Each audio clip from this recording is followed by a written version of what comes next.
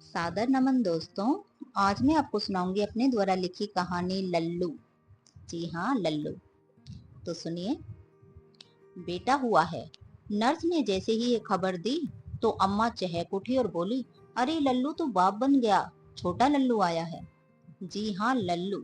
इसी नाम से ही सभी मुझे पुकारते आए हैं। वैसे स्कूल में मेरा नाम ललित लिखाया गया था, लेकिन पड़ोस के लड़के भी उसी स्कूल में पढ़ते थे, तो वह वहां भी लल्लू नाम से मुझे पुकारते और धीरे धीरे सभी मुझे लल्लू ही कहने लगे। बहुत गुस्सा आता था और कोफ्त होती थी इस नाम से, लेकिन मना करने पर भी कोई मानता ही नहीं था। पिताजी कहते थे, तेरी दादी ने कितने प्यार से तेरा नाम लल्लू रखा है, बुराई ही क्या है इसमें। और मैं कहता था कि प्यार से ऐसा नाम रखा जाता है तो नफरत से क्या रखती। माँ कहती, ऐसे नाम अगर बच्चों के रखे जाएं तो सब अला बला दूर रहती है उनसे और कभी नजर भी नहीं लगती। माँ की बात में मुझे दम लगता था, क्योंकि मुझे कभी नजर लगी ही नहीं। कोई नजर भर कर देखता तभी नजर लगती न। लेकिन एक घटना ने इस नाम के प्रति मेरी नफरत को खत्म कर दिया। मेरी ही कक्षा में एक लड़की पढ़ती थी, सुरभि। यथा नाम तथा गुण। उसके होने से ऐसा लगता था जैसे सारा वातावरण सुगंधित फूलों की खुशबू से महक गया हो।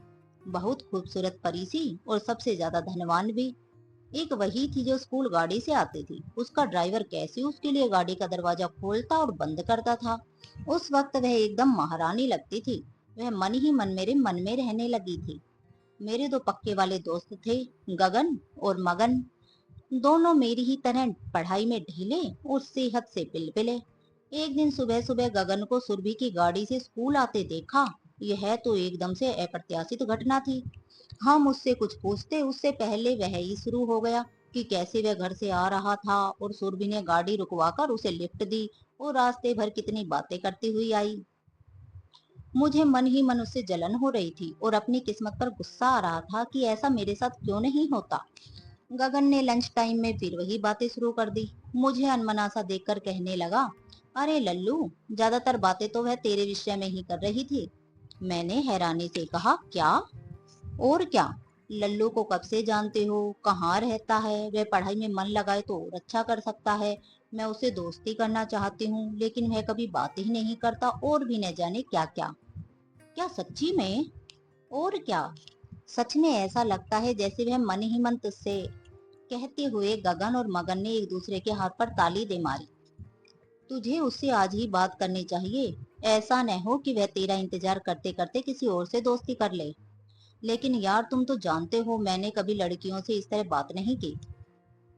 ओहो, तुम तो ऐसे कह रहे हो जैसे बुढ़े हो गए हो। कहते हुए मगन हो कर हंसने लगा।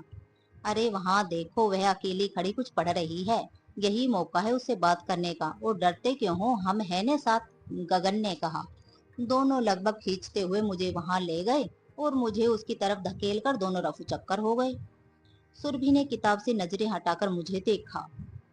मैंने अपने आप को संभालते हुए सोचा कि अब आ ही गया हूँ तो दोस्ती का प्रस्ताव रख ही देता हूँ उसके सामने। मैंने जैसे ही उससे यह बात कही, वह आग बबूला हो गई और बोली, शकल देखी है अपनी? वैसे तुम्हारे नाम और सूरत से फर्क नहीं पड़ता, लेकिन तुम पढ़ाई में भी लल्लू ही हो, लल्लू कहीं के। वह और भी न जाने कितने मधुर वचनों से मेरा मान बढ़ा रही थी, लेकिन मेरे दिमाग में एक ही वाक्य गूंज रहा था, तुम पढ़ाई में भी लल्लू ही हो। मैं समझ गया था कि गगन ने इस लल्लू को उल्लू बनाया है। लेकिन इस घटना के बाद मैं धीर गंभीर हो गया। अब मुझे पढ़ाई के सिवा कुछ सूझता ही नहीं था। गगन और मगन भी मेरे इस रूप को देखकर हैरान थे। मैं उस साल कक्षा में प्रथम आया।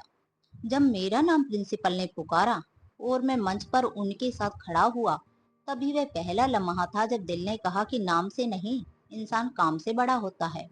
इस साल मेरी मेहनत और जुनून ने सुरभि ही नहीं, उसके जैसे कितने पढ़ाकुओं को पीछे छोड़ दिया था। धीरे धीरे पढ़ाई से प्यार हो गया और अपने नाम से भी।